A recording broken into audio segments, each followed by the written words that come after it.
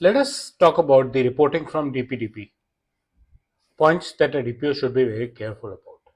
Always remember, your reporting is not just to the regulators, it is to a lot more audience. Welcome to my YouTube channel where you regularly see new content on privacy. We are going to talk about DPDP reporting with respect to what DPO should do and what points should he be careful about. Why does the reporting need a careful thought? Important. Reporting shapes the leadership's perception.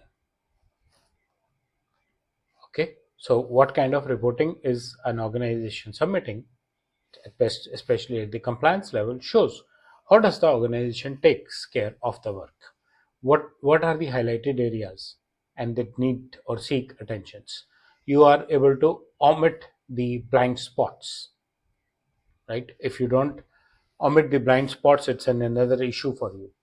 And if you get into these issues of making reports that are comfortable so that there are no escalations, making reports in a language that it takes time for people to understand that something is going wrong, so the escalation is delayed and at the back end have corrected it by the time, then you are not making a report, right? It's not a report. Too much details, of course, is a risk. Too less details also is a risk. So both ways you are at risk. But the basic idea is that when an organization submits a report, which you can talk to many finance guys also, when they look at this, the audit reports and the balance sheets and all that stuff, fine, the numbers are what the numbers are. But how they are presented and how they are reported is very important, because that is the thought process of your leadership. And that lies here with privacy also. Is the report being about being transparent about the current situation, or is the report saying everything is good? You may do that. As a DPO, as an IT person, you may make a report that says everything is good, because your leader is not going to be able to get into everything. Even maybe regulators are taken care of. But what if those weak areas of your report create an issue for your organization? What if those weak areas bring in a breach and then you say, well, I reported there is no risk, but, right? And then but is responsible for it. What leaders look for in the report? They look for the clear sense of current risk exposure, visibility into any known gaps in the report, decisions that are pending or that have been deferred. Both ways, right? Advice provided but not yet acted upon, and escalation threshold. Where are you escalating? At what level a particular risk was escalated, and where are those risks that the organization or the leadership thought, let's hold on, we'll look at it later. What is the confidence that you have in this grievance discipline? Are you really confident about it?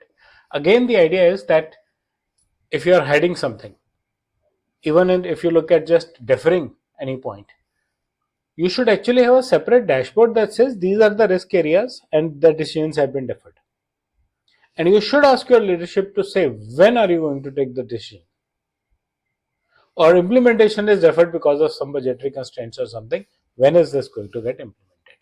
Remember, report, I would again keep saying that again and again. Reports are not just for the regulators. I've seen it a lot of times where you reset the report so that the management or leadership is happy about it.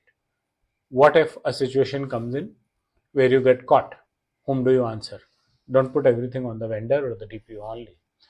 Don't confuse your activity and assurance. Don't over reassure at early stages. Be very careful and cautious. Report cannot have gaps itself. Don't bury uncertainty in metrics. Don't avoid any uncomfortable gaps.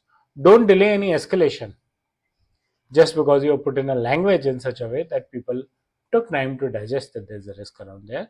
And don't treat your reports as closure. You should mark out any risk areas, have a separate dashboard that says these are the risk areas and this is the time period by which we are going to sort these risk areas.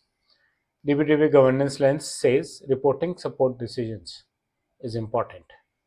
Don't make it comfortable, right? Make sure that the decisions are well supported and it is visible that the decisions were taken based on the report. Clarity matters more than completeness. That's another important thing. If the report is not clear but complete, does not make sense. Honesty is important, transparency is important. Hiding and silence in a report is actually increasing the risk, right? Because then you don't know that there's a risk. Good reporting enables quick escalation, maybe quick resolutions also. And that's what governance maturity is all about. Careful reporting is not about a perfect reporting or perfect setup. It is about being transparent and decision ready. So be ready, make good reports, make genuine, transparent reports so that the proper escalations and proper decisions can be taken. I hope you like the content of the video. Please press the bell and the like icon. Subscribe to my channel and share your feedback in the comments form. Thank you.